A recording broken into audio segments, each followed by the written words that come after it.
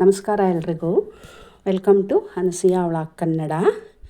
ಇವತ್ತು ನಾನು ಒಂದು ಸಾಫ್ಟ್ ಆದಂಥ ರವೆ ರೊಟ್ಟಿ ಮಾಡೋಣ ಅಂತ ಒಂದು ಕಪ್ಪು ರವೆ ತೊಗೊಂಡಿದ್ದೀನಿ, ಒಂದು ಬೌಲ್ಗೆ ಹಾಕಿದ್ದೀನಿ. ಹಾಗೆ ಒಂದು ಕಪ್ ಅಕ್ಕಿ ಹಿಟ್ಟು ಕೂಡ ಒಂದು ಬೌಲ್ಗೆ ಹಾಕ್ಕೊಂಡೆ. ಅದ್ರ ಜೊತೆ ಗೋಧಿ ಹಿಟ್ಟು ಕೂಡ ಹಾಕ್ಕೋತಾ ಇದ್ದೀನಿ. ನೋಡಿ, ಇದು ರುಚಿಗೆ ತಕ್ಕಷ್ಟು ಉಪ್ಪು, ಜೀರಿಗೆ, ನಿಮಗೆ ಹೇಳಬೇಕಂದ್ರೆ ಹಾಕ್ಕೊಳ್ಳಿ. ಎಲ್ಲ ಹಾಕ್ಕೊಂಡು ನಾನು ಸ್ವಲ್ಪ ಕೊತ್ತಂಬರಿ ಸೊಪ್ಪು ಕಟ್ ಮಾಡಿ ಇಟ್ಕೊಂಡಿದ್ದೆ.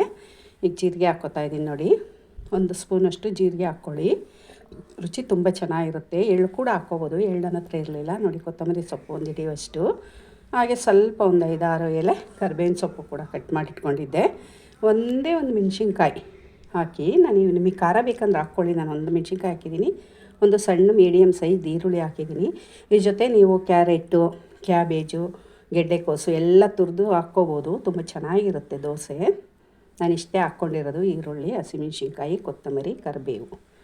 ಇಷ್ಟನ್ನು ಹಾಕ್ಕೊಂಡು ಚೆನ್ನಾಗೆಲ್ಲ ಮಿಕ್ಸ್ ಮಾಡಿ, ಈಗ ಒಂದು ಅರ್ಧ ಕಪ್ ಮೊಸರು ತೊಗೊಂಡಿದ್ದೀನಿ, ಗಟ್ಟಿ ಮೊಸರು.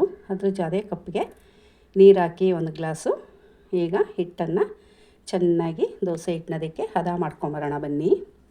ಕೈಯಲ್ಲೇ ಕಲಿಸ್ತಾ ಇದ್ದೀನಿ, ಯಾರು ಬೇಜಾರು ಮಾಡ್ಕೋಬೇಡಿ. ನೋಡಿ, ಎಲ್ಲ ಹದ ಮಾಡ್ಕೊತಾ ಇದ್ದೀನಿ. ಹದ ಮಾಡ್ಕೊಂಡ ನಂತರ ನಾನು ಈಗ ನೋಡಿ, ಇಲ್ಲಿ ನನಗೆ ಸ್ವಲ್ಪ ಜಾಸ್ತಿ ಆಯಿತು. ಮಧ್ಯಾಹ್ನ ರೊಟ್ಟಿ ಮಾಡ್ಕೊಳ್ಳೋಣ ಅಂತ ಸ್ವಲ್ಪ ಹಿಟ್ಟು ಎತ್ತಿಟ್ಟೆ. ಈಗ ನೀರು ಎಷ್ಟು ಬೇಕೋ ಅಷ್ಟು ಹಾಕ್ಕೊಂಡು ದೋಸೆ ಹಿಟ್ಟನದಕ್ಕೆ ಮಿಕ್ಸ್ ಮಾಡ್ಕೊಳ್ಳೋಣ. ದೋಸೆ ಹಿಟ್ಟನದಕ್ಕೆ ಮಿಕ್ಸ್ ಮಾಡ್ಕೊಂಡ ನಂತರ ಒಂದು 1/4 ಚಮಚ ಸಕ್ಕರೆ ಹಾಕ್ತೀನಿ. ಕೆಳಗಡೆ ಬ್ರೌನಿಷ್ ಬರಬೇಕಲ್ಲ ದೋಸೆಗೆ, ಏಕೆಂದರೆ ದಿಢೀರಂತ ಮಾಡೋ ದೋಸೆ. ಇದಕ್ಕೆ ನಾವು ಸೋಡಾ ಏನೂ ಉಪಯೋಗಿಸ್ತಾ ಇಲ್ಲ. ಹಾಗಾಗಿ ನಮಗೆ ಯಾವುದೇ ಥರದ ಆರೋಗ್ಯಕ್ಕೆ ಹಾನಿ ಇಲ್ಲ. ದೋಸೆ ಸೋಡಾ ಉಪಯೋಗಿಸಿದ್ರೆ ಗ್ಯಾಸ್ ಆಗುತ್ತೆ. ಹಾಗಾಗಿ ನಾನೇನು ಉಪಯೋಗಿಸಿಲ್ಲ. ನೋಡಿ, ಇವಾಗ ಮುಚ್ಚಿಟ್ಬಿಡೋಣ. ಮುಚ್ಚಿಟ್ಬಿಟ್ಟು ಸ್ವಲ್ಪ ಹೊತ್ತು ಆಮೇಲೆ ದೋಸೆ ಮಾಡ್ಕೊಳ್ಳೋಣ. ನೋಡಿ, ಈಗ 10 ನಿಮಿಷ ಆಗಿದೆ. ಹೆಂಚು ಕಾಯಕ್ಕೆ ಇಟ್ಟಿದ್ದೀನಿ. ಹೆಂಚು ತುಂಬ ಚೆನ್ನಾಗಿ ಬಿಸಿ ಆಗಿದೆ. ಅದನ್ನು ನೀರಾಗಿ ಕೊರೆಸ್ಕೊಂಡು ನಾನು ಕುಂಬಳಕಾಯಿ ತೊಟ್ಟಲ್ಲಿ ಎಣ್ಣೆ ಹಾಕಿ ಚೆನ್ನಾಗಿ ಉಜ್ಜಿಕೊಂಡು ಈಗ ದೋಸೆ ಹಾಕ್ತಾಯಿದ್ದೀನಿ. ದೋಸೆ ತುಂಬ ಚೆನ್ನಾಗಿ ಬರುತ್ತೆ. ನಿಮ್ಗೆ ಹೆಂಗೆ ಬೇಕು ಹಂಗೆ ಹಾಕ್ಕೋಬೋದು. ಸಾಫ್ಟಾಗಿ ಬೇಕಾದ್ರೆ ಹಾಕ್ಕೋಬೋದು, ಗರಿಗರಿಯಾಗಿ ಹಾಕ್ಕೋಬೋದು, ಪೆಪ್ಪರ್ ದೋಸೆ ಥರ ಮಾಡ್ಕೋಬೋದು. ನಾನು ಮೀಡಿಯಮಾಗಿ ಮಾಡ್ಕೊಂಡಿದ್ದೆ, ಸಾಫ್ಟಾಗಿದೆ. ನೋಡಿ, ದೋಸೆ ಆಯ್ತು. ಇವಾಗ ಒಂದು ದೋಸೆಗೆ ಚಟ್ನಿ ಹಾಕಿ, ಹೀರೆಕಾಯಿ ಚಟ್ನಿ ಲಾಸ್ಟ್ ವಿಡಿಯೋನಲ್ಲಿ ಹಾಕಿದ್ನಲ್ಲ, ಅದೇ ಚಟ್ನಿಗೆ ದೋಸೆ ಮಾಡಿದ್ದು ನಾನು. ದೋಸೆ ವಿಡಿಯೋ ಲಾಂಗ್ ಆಗುತ್ತೆ ಅಂತ ಅಪ್ಲೋಡ್ ಮಾಡಿರಲಿಲ್ಲ, ಹಾಗಾಗಿ ಇವಾಗ ಮಾಡ್ತಾಯಿದ್ದೀನಿ. ನಮ್ಮ ಮನೆಯವ್ರು ತೊಗೊಂಡೋದ್ರು ತಿನ್ನೋಕ್ಕೆ.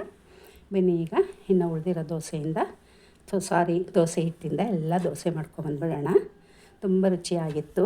ನಿಮಗೆಲ್ಲ ಇಷ್ಟ ಆದರೆ ನನ್ನ ವಿಡಿಯೋ ಲೈಕ್ ಮಾಡಿ, ಶೇರ್ ಮಾಡಿ, ಹಾಗೆ ಕಮೆಂಟ್ ಮೂಲಕ ನನ್ನ ದೋಸೆ ರೆಸಿಪಿ ಹೇಗಿತ್ತಂತ ತಿಳಿಸೋದನ್ನ ಮಾತ್ರ ಮರಿಬೇಡಿ.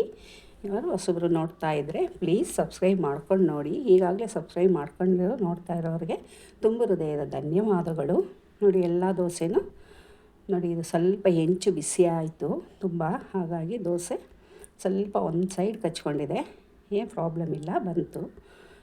ಓಕೆ, ಯಾರೆಲ್ಲ ನನ್ನ ವಿಡಿಯೋ ನೋಡಿ ಸಬ್ಸ್ಕ್ರೈಬ್ ಮಾಡ್ಕೊಂಡಿದ್ದೀರೋ ಅವ್ರಿಗೆಲ್ಲ ತುಂಬ ಹೃದಯದ ಧನ್ಯವಾದಗಳು. ಓಕೆ, ಮುಂದಿನ ವಿಡಿಯೋದಲ್ಲಿ ನಾನು ಮತ್ತೆ ನಿಮಗೆ ಸಿಗ್ತೀನಿ. ಮತ್ತೊಂದು ವಿಡಿಯೋ ತೊಗೊಂಡು ಮತ್ತೆ ಬರ್ತೀನಿ. ಹೋಗಿ ಬರಲಾ? Okay, bye bye, thank you.